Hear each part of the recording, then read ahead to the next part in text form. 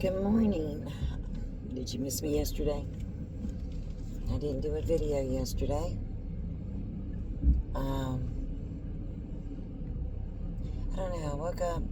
The world was strange. I don't know if y'all felt it. Something is definitely changing. And I think it's for the better. Now, my last video I went into quite a bit. Shared a little bit of my garden. And by the way, those beautiful tomato plants, I don't know if I shared those or not. Yesterday evening, I noticed while in the garden, the deer chomped them all down. Not happy with that. So Ernie's been working and getting netting over the tomato plants and pulling all the weeds, and we had quite a bit of rain. And so it's just so dry. Still cracked even with the rain that we've been getting. I'm not really concerned. I just think that the Lord is blessing us in abundance, but we need effort too. So we've got seeds, we're putting them in the ground, hoping for a strong, very strong harvest in October. I think the seeds going to run through. Climate's changed. I've never been one on that global warming, but I do believe in climate change. I'm called a conspiracy theorist over that. Yeah, but it's just weather. Whether it's going to snow, whether it's going to rain, whether it's going to be dry, whether I'm going to get a sunburn or not this year. It's the weather. I'm going to get with someone close to me to show me how to add documentation, photos, some of the FOIAs, body cam video, and stuff, so that you know I am telling you the truth. And I was taught documentation beats presentation, hands down. And I think our world is ready to see this type of stuff now. I'm also going to be very careful, son. I'm also going to be very careful of what I do show, because there are members of my family and Cassie's family that I do not want to hurt. Because once things are uploaded on the internet, it's there forever. And so you've got to understand, you as an adult, anything that I don't show but I make a claim, and you have a question and you want to see proof, I'm on the internet. Call me, send me an email, text me. Back in the day when Ernie and I first went into business in Covington and built Steelman, which was the world's very first demanufacturing company. What a ride that was. This cell number I've had for over 20 years, well, since cell phones came out. And I used it for Steelman as my office number. And it's still on the internet. I can't get rid of it. So, yeah, my private cell is available that way. So you can contact me.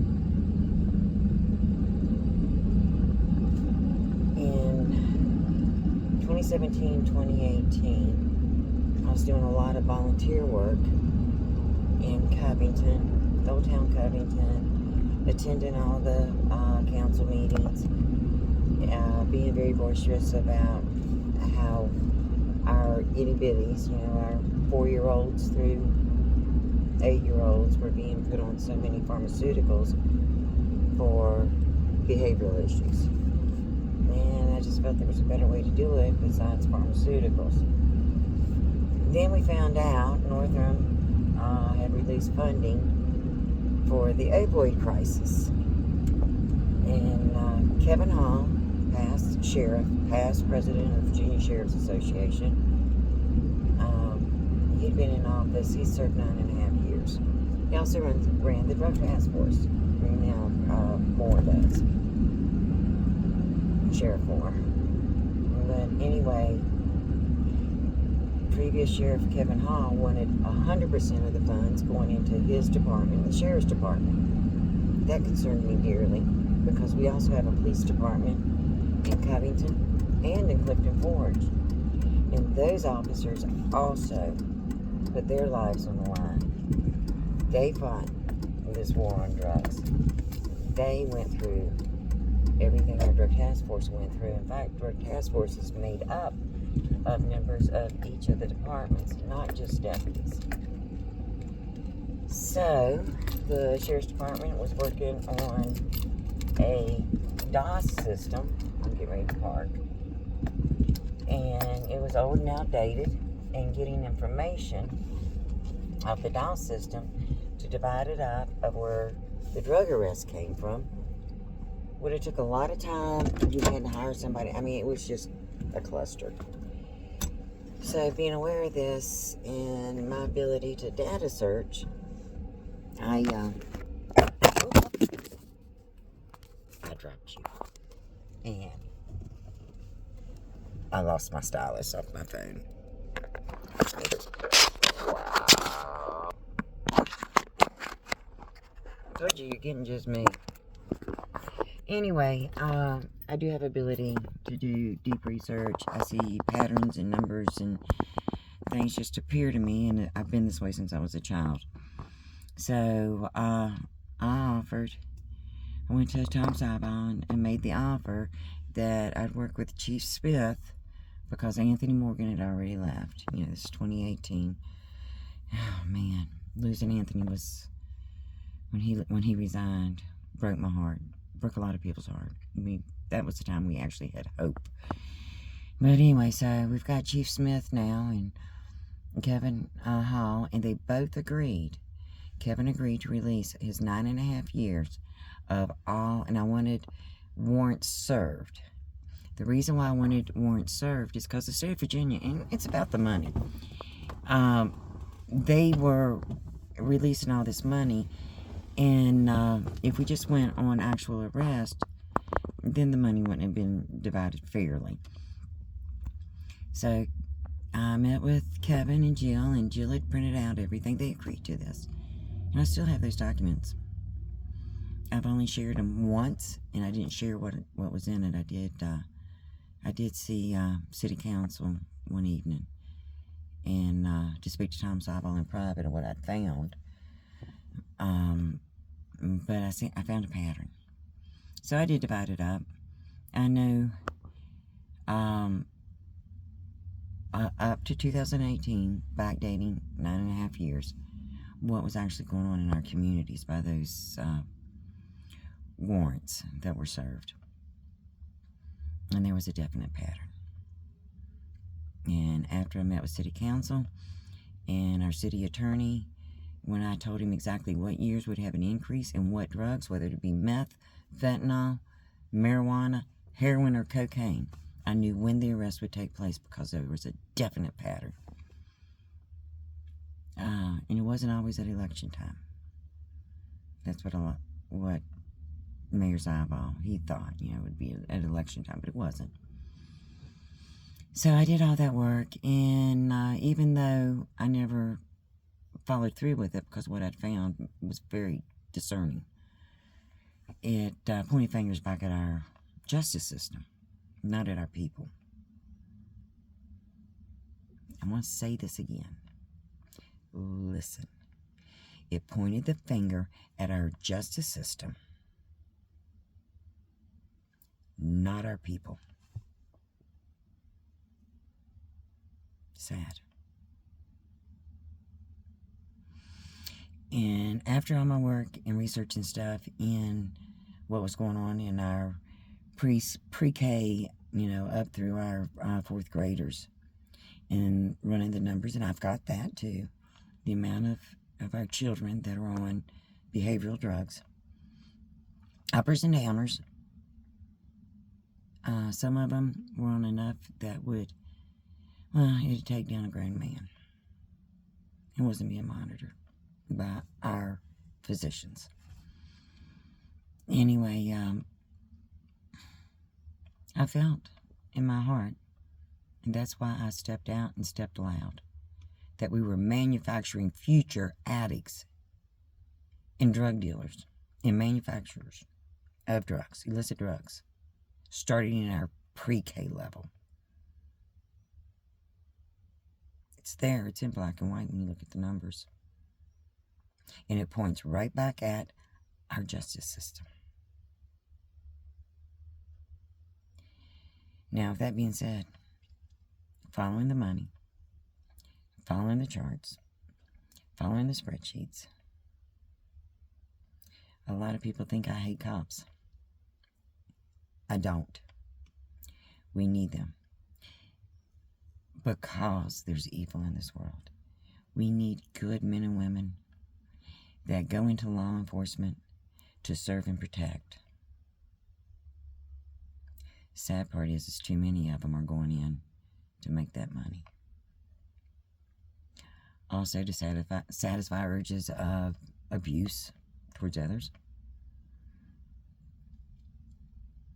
But not all. There were some that I thought were serve and protect officers. Love them. Would have took a bullet for them. Until I did the FOIAs from the 2018 beating of my daughter in her home, where my mother and my sister and I cleaned up her blood out of the floor, sopping up blood from her face. He ripped her mouth. Fractures. Huge fractures everywhere. The inside of her mouth was black. Mouth swelled up. One good officer worked for Clifton PD, not Drug Task Force, actually ran and got his camera. Not his body, or his camera, because he had his body cam footage on, and started taking pictures of the home before Drug Task Force tore it up, threw garbage all over the place, walked through her blood, busted her cabinets, tore the house up. Members of that Drug Task Force that I had a lot of love and respect for, that I took a bullet, thought it was funny. I don't think it's too damn funny.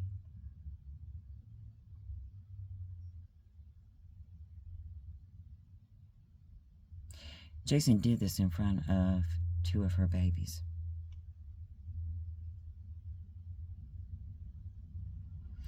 Cassie told me the only reason why she survived that brutal attack was because she couldn't let her babies find her lying on the kitchen floor dead.